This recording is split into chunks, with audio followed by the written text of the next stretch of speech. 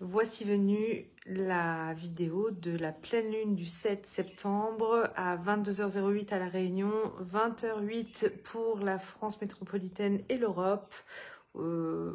Et donc c'est une pleine lune intense qui nous attend parce qu'elle est éclipsée. Donc c'est une éclipse lunaire totale, c'est-à-dire que la Terre va se mettre entre la Lune et le Soleil et donc va occulter complètement la Lune pendant un temps. Alors certains disent que ce sera une lune rouge. Ne vous attendez pas non plus à un rouge sang ou un rouge très vif. C'est à mettre aussi un peu avec des guillemets, hein, cette notion de rouge. Alors, que nous attend cette pleine lune en Poisson? Elle va être intense parce que le principe des éclipses, c'est d'amener du chaos, c'est d'amener de l'incertitude, c'est d'amener un élément en tout cas qui peut très rapidement faire basculer les choses. Donc c'est une période intense puisque nous sommes du coup dans la période des éclipses, c'est-à-dire que nous aurons cette pleine lune et nous aurons ensuite la nouvelle lune prochaine qui sera une éclipse solaire. Donc comme je vous l'ai dit lors de ma dernière vidéo, si vous les avez suivies, nous avons commencé un cycle de 3 lunes qui était déjà lié à la première nouvelle lune en Vierge d'il y a 15 jours pour le coup, parce qu'en fait, comme je vous l'expliquais, on a ce mois-ci, en tout cas étalé sur 30 jours, 2 nouvelles lunes qui vont rester en Vierge. Donc il y a un vrai cycle entre ces 3 lunes. La première qu'on a connue il y a 15 jours. Là, nous arrivons à l'apogée avec la pleine lune en Poisson, c'est-à-dire dans le signe opposé à la Vierge. Et nous allons donc voir ce que ça va donner. Et bien évidemment, il y aura aussi celle qui va clôturer ce cycle, qui est la nouvelle lune à venir et qui sera éclipsée aussi du coup.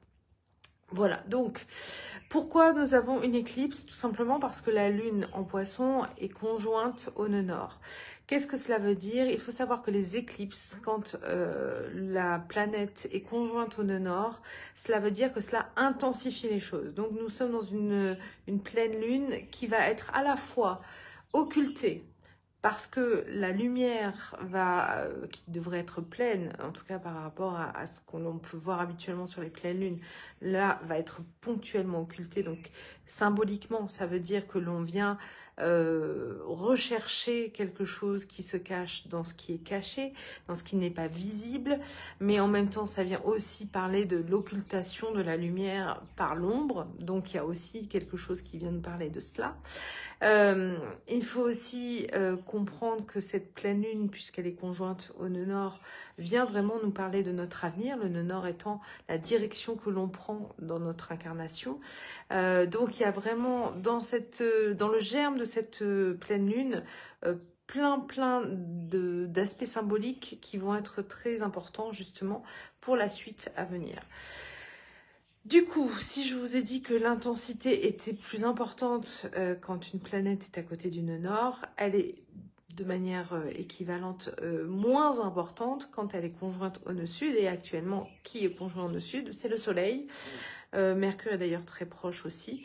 Donc il y a aussi en ce moment quelque chose qui amplifie cette idée d'aller voir ce qui se passe dans le signe du Poisson. C'est évidemment dans notre intuition, dans l'invisible, dans ce qui se passe de manière cachée et non tangible aussi.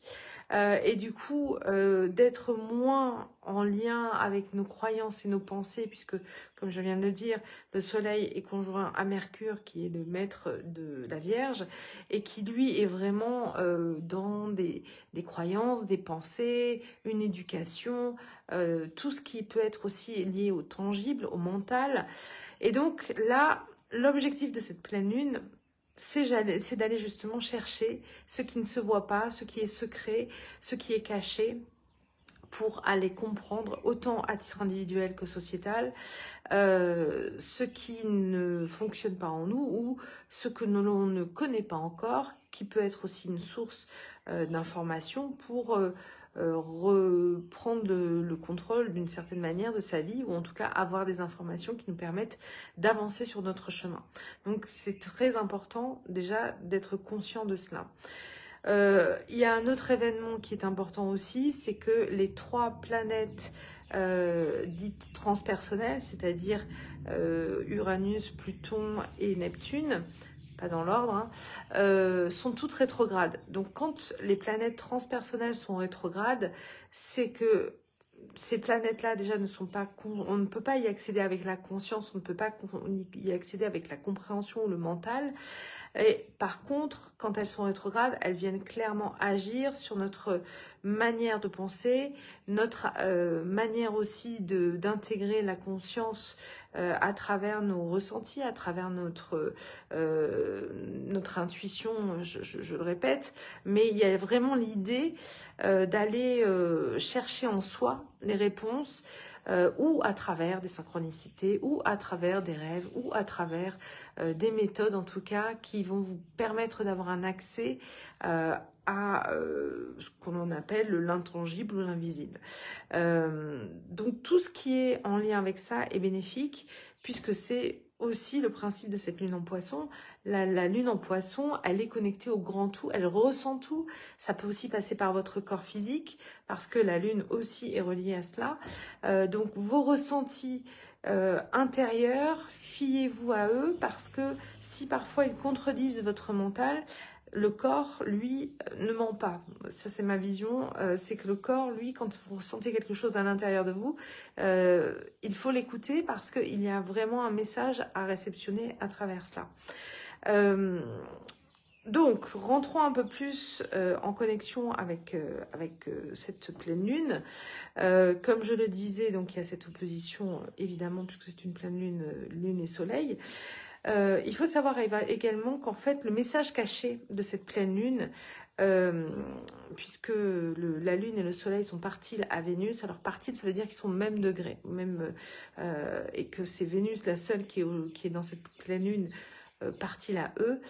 Vénus est actuellement en Lion, donc elle intensifie encore une fois cette notion de pleine lune qui est déjà en soi, déjà très électrique, par l'idée de développer une notion de passion. Vénus en Lion, elle réagit par ses sens, elle réagit par l'émotion et l'intensité de son émotion. Donc, nous sommes dans une période qui peut être très intense, très passionnelle, mais comme toute passion, il peut y avoir des amours incroyables, comme des destructions, de la violence, de la jalousie, des moments en fait où tout est possible. Dans l'aspect passionnel, tout est possible au nom et au titre de l'amour, ou au nom et au titre de vivre quelque chose de très intense.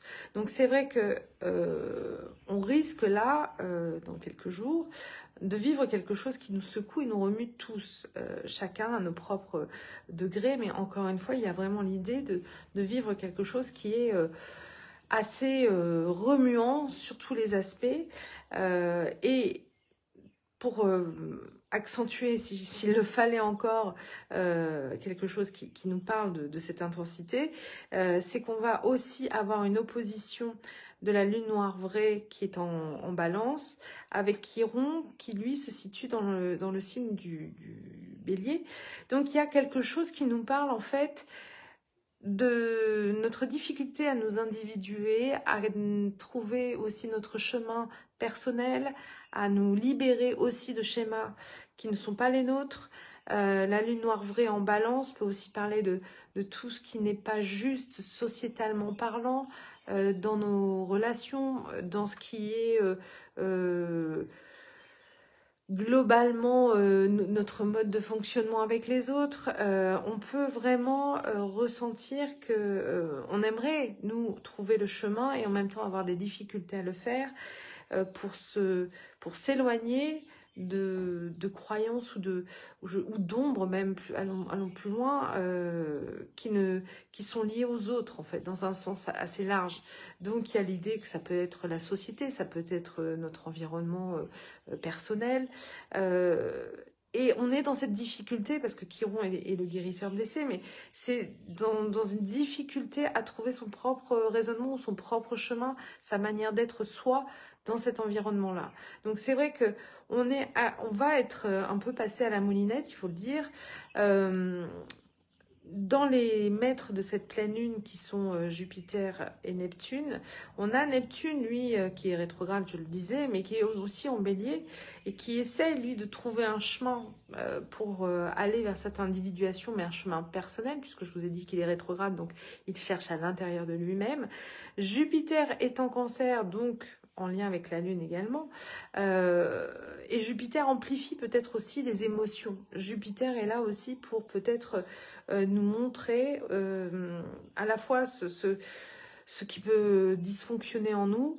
Donc, cette intensité émotionnelle, et surtout sur les signes d'eau, hein, si vous êtes un Cancer, si vous êtes un Poisson, même si vous êtes un Scorpion, vous pouvez vivre cette pleine lune à venir de manière très intense. Ou alors, si vous avez vraiment des planètes spécifiques aussi dans ces parties-là, ou si vous êtes ascendant d'un de ces 3 signes d'eau, encore une fois, vous pouvez avoir une grosse intensité durant cette pleine lune. Donc, à voir pour chacun comment les choses vont se passer.